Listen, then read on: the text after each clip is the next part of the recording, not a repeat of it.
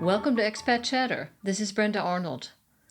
Today's episode is called Bring Out the Easter Eggs, the Kids Are Coming Home.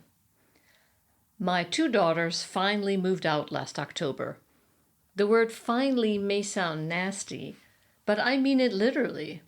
They left several times for college, but along came COVID and botched everybody's plans. When all university classes went online, and with lousy Wi-Fi in the dorm, it made sense to move back home.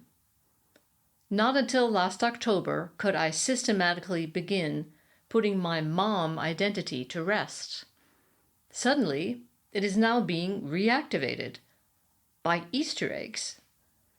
Easter is the time for renewal and new beginnings. I have been triggered to mentally revive parts of my mom brain, parts that I so painstakingly just deactivated.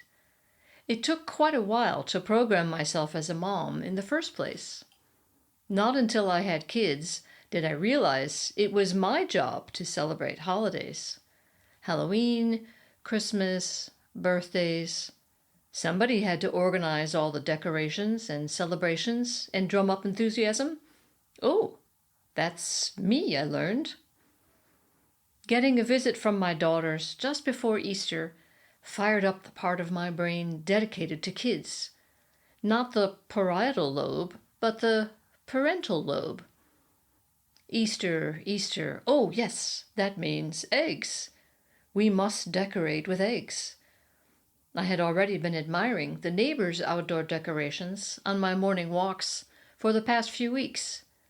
Painted eggs swing from bright yellow forsythias and other low-hanging branches, sometimes encrusted magically with snow. So it wasn't as if there were no visual clues that Easter would soon be upon us. But when I started preparing the apartment for the imminent arrival of my offspring, it hit me. It's a holiday. Once a mother, always a mother, so they say. Even when your kids are far away, there's a part of you that always worries about them. Only when reassured that they are doing well can you truly be at ease. This also applies to me now that my kids have moved out. A part of my psyche is reserved for my children. I had only just learned to adapt to the new reality of having grown kids living somewhere else. It took me a while to pare down the shopping list to the needs of just two adults. Every family member has special tastes in food, and over the years, on automatic pilot in the grocery store, I would reach for cheddar cheese, extra grapes, and San Pellegrino grapefruit soda. But after throwing out moldy cheese a few times and watching the cans of soda accumulate untouched in the refrigerator door, I began to fully grasp reality. They were gone. But now they were coming back. Time to reboot. A mother I am, daughters are coming, decorate I must. I descend to the basement to retrieve the Easter decorations. Here are their old Easter baskets, the ones I used to fill up and hide in the apartment, leaving poetic notes with hints about where they might be. Good times. But perhaps inappropriate for university students. Instead, I retrieve the box of colored eggs from previous years and hang some on cherry tree and pussy willow branches in a vase. And here is a nest made out of straw that I still have saved from their preschool days.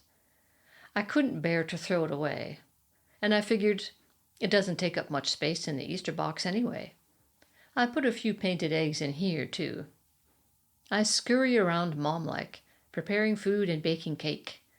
My daughters arrive, and we play some games together and have a lot of laughs. We have a great time. But before I know it, they're gone again. Now there's just a spate of unanswered emails, unedited texts, and laundry. The apartment is quiet again. The painted eggs will beautify the apartment for a couple more weeks, until Easter is so far gone that they start looking silly, like that Christmas angel you discover by chance high up on a living room shelf in March. At that point, the eggs will disappear once again into the box until next Easter.